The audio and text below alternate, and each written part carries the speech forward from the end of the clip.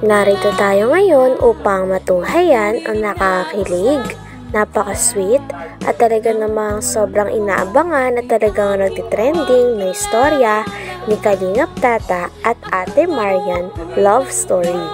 Sa pagpapatuloy nga ng ating istorya ay dahil pinuntahan ni Kalingap Tata si Ate Marian ay nag-usap na rin sila at mas nakilala nila ang isa't isa. Grabe at kitang-kita nga na kinikilig nga si Ate Marian kay Kalingap Tata. Si Kalingap Tata naman ay patuloy pa rin ang pagkikwento niya tungkol sa kanyang buhay nang sa ganon ay mas makilala siya ni Ate Marian.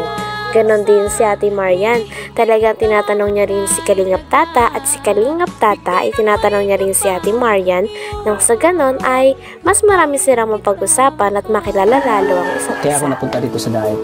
Hanggang ngayon, tuloy-tuloy na rin pag-charity ko dito. Bihira na lang umuwi sa amin pag bakasyon na lang.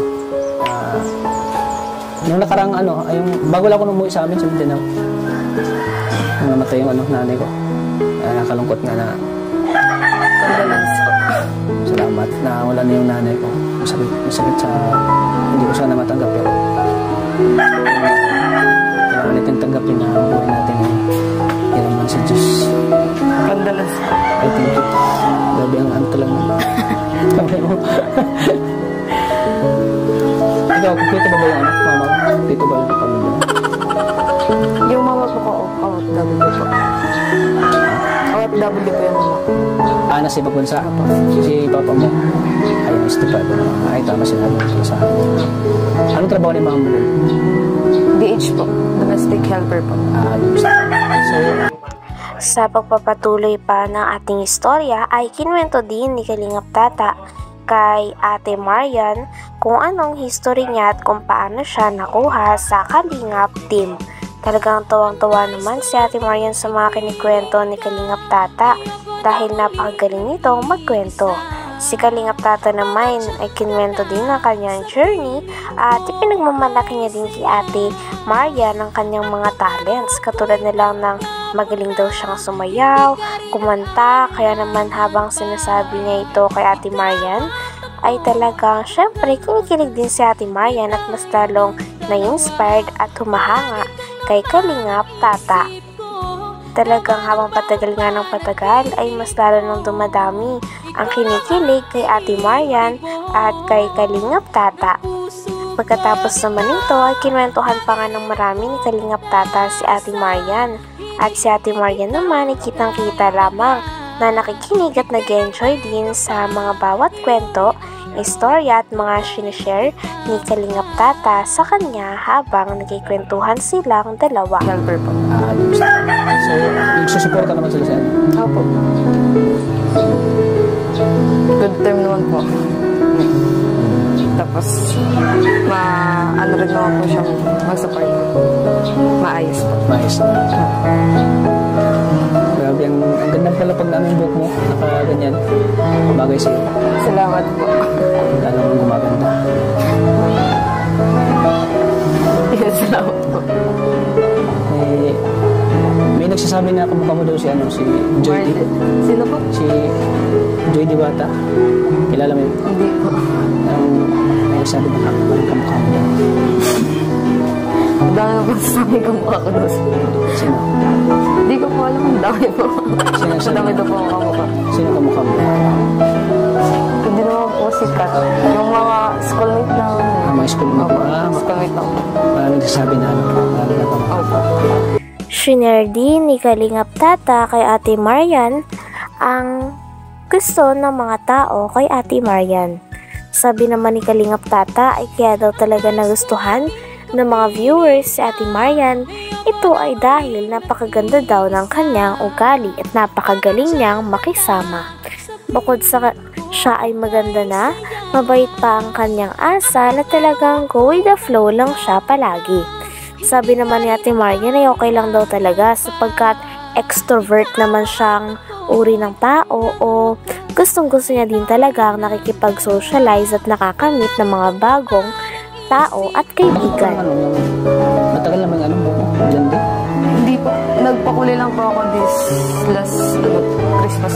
Bago po mag-Christmas. Matagal na yan. May bagay naman siya. Thank you po. Pag umiti ka.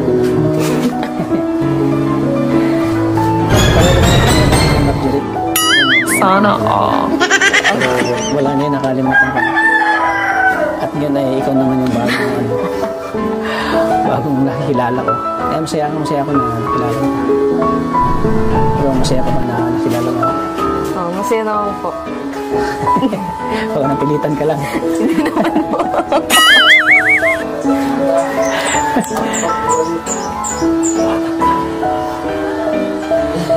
Ang ano pala dito na, ang tahimik pala ng lugar niyo?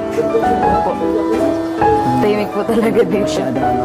Pero, butit sa tahimik ng lugar niyo, ay may maganda pala kung makilala dito. Nakatulad niyo.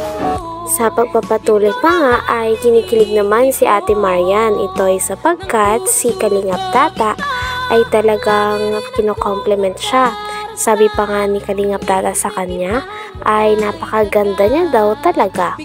Sabi naman ni Ate Marian ay marami din naman daw maganda sa kanilang lugar. Kaya natawa naman si Kalingap Tata.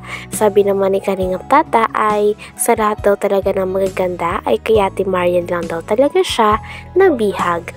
Kaya grabe at sobrang nakakakilig na talaga ang dalawa at mas lalong dumadami ang kanilang fans.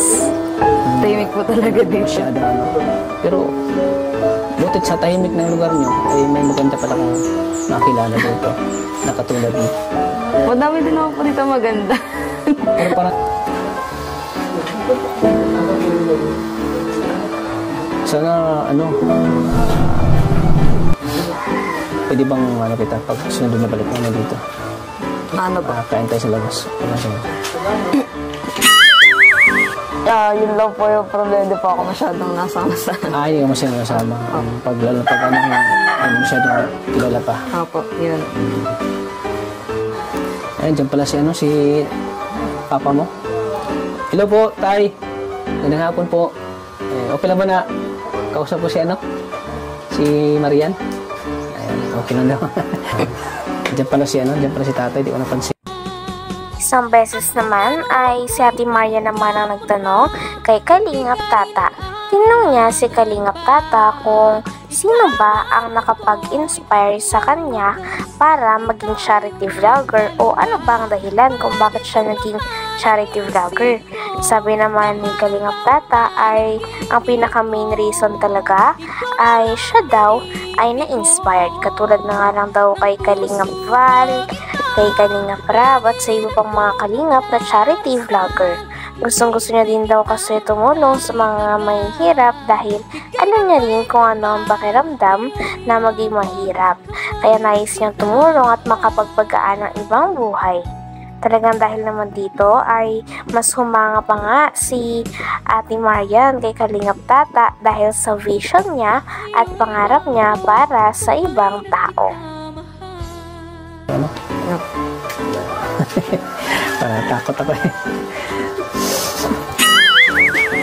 Kinabahan tuloy ako eh.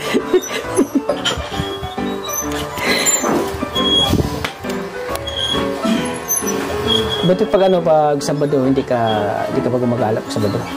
Hindi naman po. Bukas na, mapaday pa ako bukas. Magsisimba ka bukas? May pupunta po ako para sa research po na. Para sa research mo? Oh.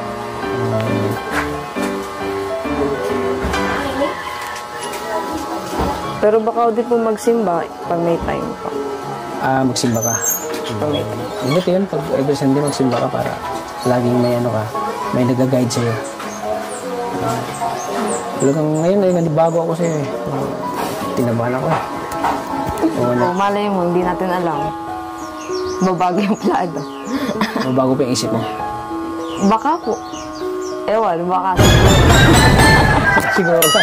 Sana. Wala pang kasiguruhan. Pero, handa pa naman ako.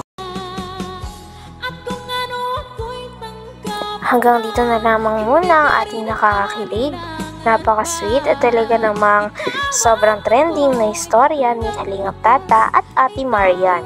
Maraming salamat sa inyong panonood. Hanggang sa muli. Bye!